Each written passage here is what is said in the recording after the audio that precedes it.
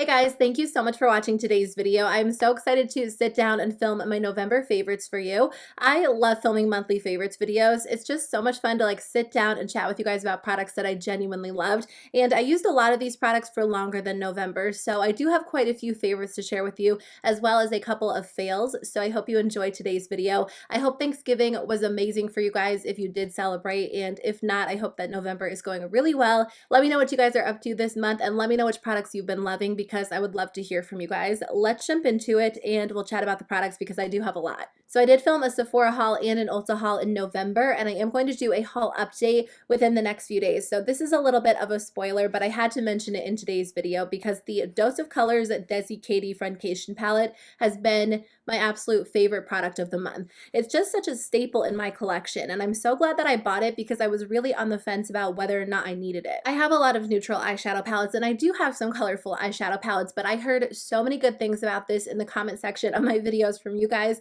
and then I also saw a lot of great reviews on YouTube. So the neutrals in here are just good pigmented blendable neutrals. They're not overly powdery. They just blend so easily on the eyes, so you get quick, seamless looks using them, and they pair really well with the colorful metallics. The metallics are gorgeous. They are so multi-dimensional. They have glitter and shimmer, and they're beautiful on the eyes, but they're also very smooth and creamy, and I just love this palette as a whole. I'm wearing it on my eyes today, and I got a very simple neutral look, so I think I'm going to do a get ready with me using this palette and create a blue or green easy holiday look, just because I've been enjoying it so much. So I'm planning on doing a video reviewing a bunch of ColourPop palettes because I have a stack of them right there that I've just been slowly adding to my collection. In 2019, I need to take a step back from eyeshadow palettes because they are one of my favorite things, but I just have so many that I'm not able to use them fully. So next year, we're going to slow it down a little bit. In the meantime, I will review all of the newest ColourPop palettes that I've added to my collection.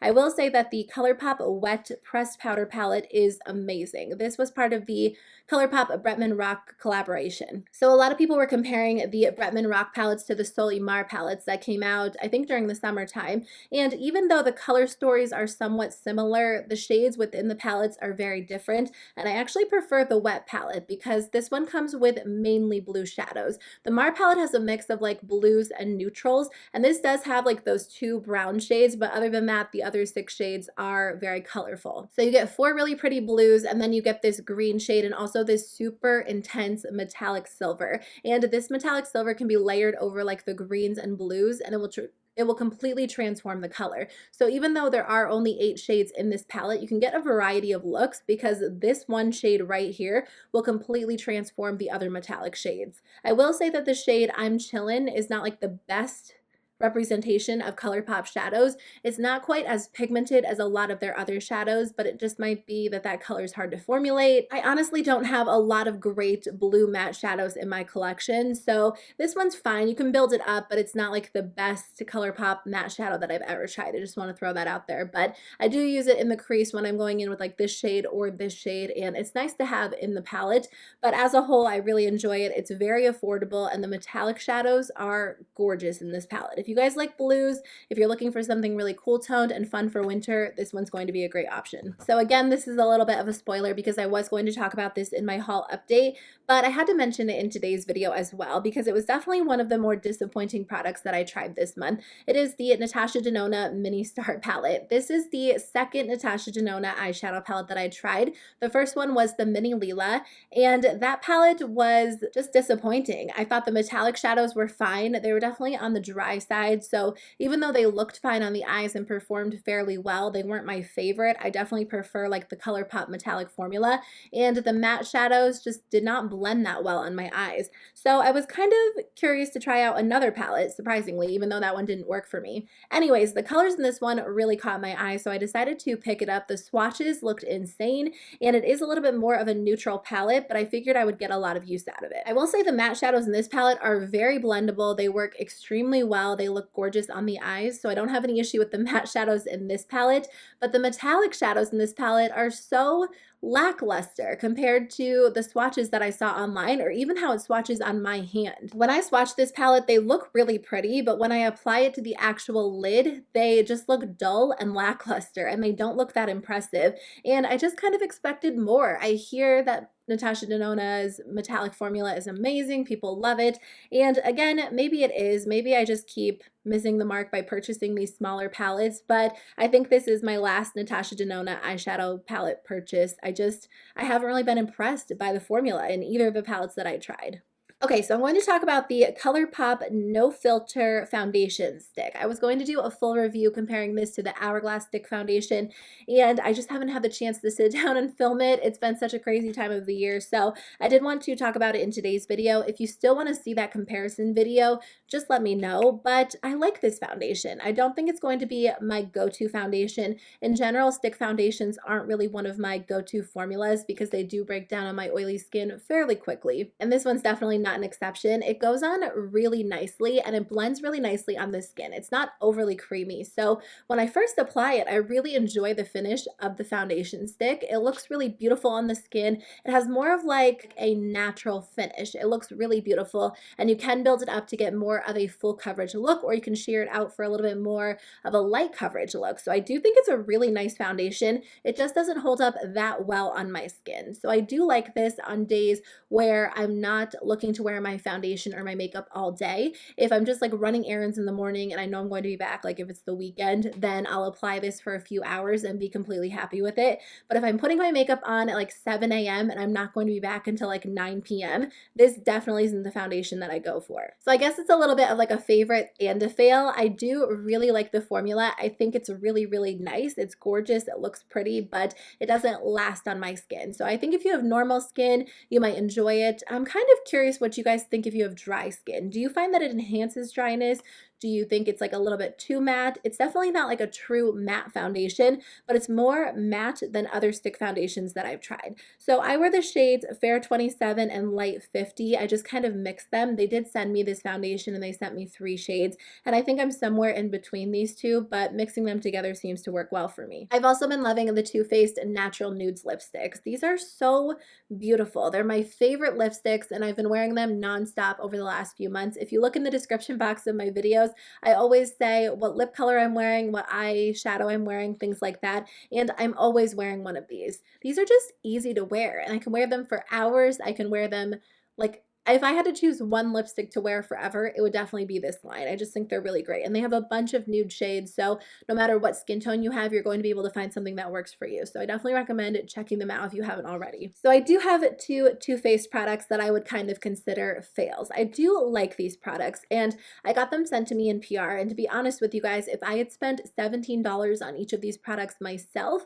I would have been disappointed. That's a lot of money to spend on these 2 products. And even though I like them and I use them, they're not necessarily any better than a more affordable alternative. So the first one is the Peach Lip Scrub. It does smell really good. It smells like peach rings, which is like one of my favorite smelling candies. It smells delicious, but this works okay. To be honest with you guys, the e.l.f. Lip Exfoliator works just as well, and that's like $3. So I can't really justify the $17 price tag. If you prefer a lip scrub in this type of packaging, maybe you would enjoy this. I think this product is nice because it does have a scrubbing property to it, but it also has a moisturizing property. So even though you're exfoliating your lips, you're not really drying them out completely, because I think it has like some sort of oil mixed in. Basically what I'm trying to say is that it works, but I don't think it's worth $17. I just think there are so many other lip scrubs on the market, or you can even make your own with like a little bit of oil and sugar. I mean, you can Google it and do like a DIY type of lip scrubs. The other one is the Peach Lip Balm. This is their Mega Moisture Lip Balm. I've been testing out so many lip balms during like October and November, ever since the weather got a little bit colder, that I can't even count. And this one is definitely on the bottom of my list in terms of being like a super moisturizing lip balm. It's $17. So you definitely have to consider the price point. And I've tried so many lip balms that I like that are more affordable. So for me, the products are fine. Like, I'll definitely continue to use them, but I had to consider the fact that I got them in PR. So I didn't pay $17 each. And if I had spent $17 each on these, I think I would have I would have been disappointed. So I actually have a video going up with Flower Beauty later this week because I've been testing out a bunch of their best-selling products, and my favorites videos are never sponsored ever. I will not ever put a sponsored product in a favorites video because I don't know, I reserve favorites videos for like my favorites. And whenever I talk about a product on my channel, whether it's sponsored or not, I'm going to share my honest opinion. So if I say something's a favorite in a sponsored video, it's because I've tested it and it actually is. Otherwise, I don't include it or I don't do the sponsorship. I don't want you guys to question whether a favorite is actually a favorite, and it just kind of puts off like a weird feeling, a weird vibe when somebody includes like a sponsored product as a monthly favorite. And obviously everybody is free to do whatever they want to do. I don't even know that I've actually seen that in a very long time. But for me personally, I just made the decision not to include sponsored products in favorites videos because I just want to talk about products that are actually my favorites. Not that I have an issue with a sponsored video, because if I try out something and I agree to feature it in a video, it's because I do love it and I can speak to its claims. And if I don't love it, I either don't include it, I don't do the video, whatever. Anyways, all of that to say, I am doing a video with Flower Beauty where I used some of their best-selling products. I've been testing them out the entire month, and this is my absolute favorite out of all of the ones that I tried. Again, not sponsored, not required to include this, no talking points, nothing like that, but their Shimmer and Strobe highlighting palette is amazing. It is so high quality, and I should have tried this earlier because I got a lot of comments to try this. It might have been when Flower Beauty finally came to Ulta, and a lot of you guys were telling me to try out this product, and it is amazing. It is just as good, if not better, than my high-end highlighters, and I can't stop wearing it. I'm wearing the gold highlight today, and I just think it melts into the skin. It looks beautiful. It's not powdery looking at all, and it just gives you a gorgeous, gorgeous glow. I think it retails for like $13, $14. It comes with 3 shades, so you can use the shades on their own or you can mix them together to create like your custom shade. And it's a very, very lightweight, silky, smooth powder. I think this is like my new go-to highlighter formula. We went out of town for Thanksgiving, and this is what I brought with me just because I think it looks gorgeous. You can do it on like a natural makeup day, or you can build it up for more of an intense glow, and I'm just so impressed by the quality of this palette. This is a little bit of a rediscovered favorite. It is the NYX Epic Ink Liner, and I have the shade Black. I repurchased this a little while ago because I'd used it, I think maybe at like the beginning of the year, and then I just had other brush tip liners in my collection that I was trying to use up, but I realized that I'd used up the majority of them, so I repurchased this one, and I love it. It's just very pigmented, very black. It glides on the eyes very easily, and you can create a winged liner look with minimal effort. I've actually not had to use my e.l.f. makeup remover pen as much as I used to. I used to use that to like clean up my wing, redraw it, clean it up, redraw it because I was so bad at winged liner. But I've just been taking my time when I do my winged liner, and I've kind of gotten it down to be very, very quick. So it's definitely due to like brush tip liners. They work so well. They just glide on really easily, and they make winged liner so much easier than like a felt tip liner, because sometimes felt tip liners kind of drag across the eye. I think I've mentioned this product multiple times during the fall season on my channel, but it is the Charlotte Tilbury Rock and Kohl Iconic Liquid Eye Pencil, and I have the shade Eye Cheat, which is just like a nude. It's not just a nude, it is the best nude pencil in the entire world. It is so good. It's so creamy and smooth. It stays in place really well on your waterline. I'm wearing it today on my waterline, and I just love it because it makes your eyes look bright and open and awake, and my eyes in general tend to look a little bit red because I have allergies, or if I don't sleep enough, or if I'm tired or dehydrated, they just look red. And I find that wearing a nude in the waterline just kind of tends to downplay that redness, and it just makes them look a little bit more bright and awake and opens them up. So I am a big fan of this product. If you guys have not tried nude in the waterline, try it out. And I'm telling you, even though this is a little bit more expensive than like a drugstore nude liner, it stays in place so well. It glides on so easily, and you won't regret it. The Angela Roy Hamilton Crossbody has been my go-to, and not just during November. I would say probably like September, October, and November. I just can't get enough of this bag. I think it is absolutely beautiful, and I really like the color. I think the color is just a good color for fall and winter. If you guys aren't familiar with Angela Roy, they actually create really beautiful, like cruelty-free ethically made handbags. So they are vegan leather, they're made sweatshop free, like child labor free, all of that. And they're really, really beautiful and high quality. I actually have a whole video talking about them in the description. I'll link it in the description box below.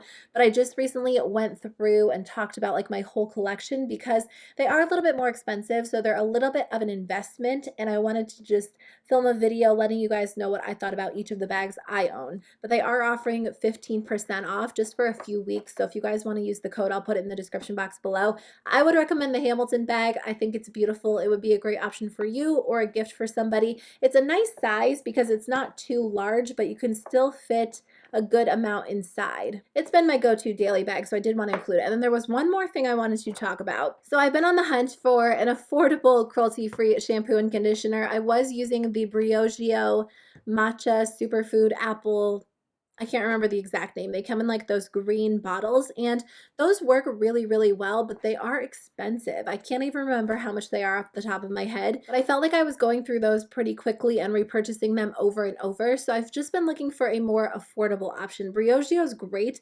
Their products are really high quality, but for like my daily shampoo and conditioner, it's hard to justify spending that much because I do have a lot of hair and I wash my hair very, very often. So I picked up the Yes to Carrots Nourishing Shampoo and Conditioner, and these are amazing. They do such a great job at cleansing my hair and it feels really soft and shiny and manageable. These have been really good. I finished up an entire bottle. This is like a brand new bottle I just got in my Grove order. I do get mine from Grove, which is a website. It's kind of like a membership website. You pay $20 a year and then you get access to discounted products. They sell a lot of like cruelty-free home products and personal care items and pet products. They have a bunch of things on there. I picked these up. So glad I did. I believe you can get them on Amazon as well, but I think they're a lot more expensive on Amazon. I'm pretty sure they sell this brand at Ulta and Target as well. So I need to go into stores and see if I can find the shampoo and conditioner because I love this so much. It works so well and I definitely recommend picking it up. Okay, that's the end of my video. That was such a long favorites video, but thank you guys so much for watching. I honestly appreciate you so much. I have a lot planned for December, so I hope you will subscribe so you don't miss any of my videos. And I hope that your holiday season is amazing and filled with friends and family and a little bit of relaxation time as well, because I know it can be a crazy month. But thank you guys for watching. I will see you tomorrow with a new video. Bye.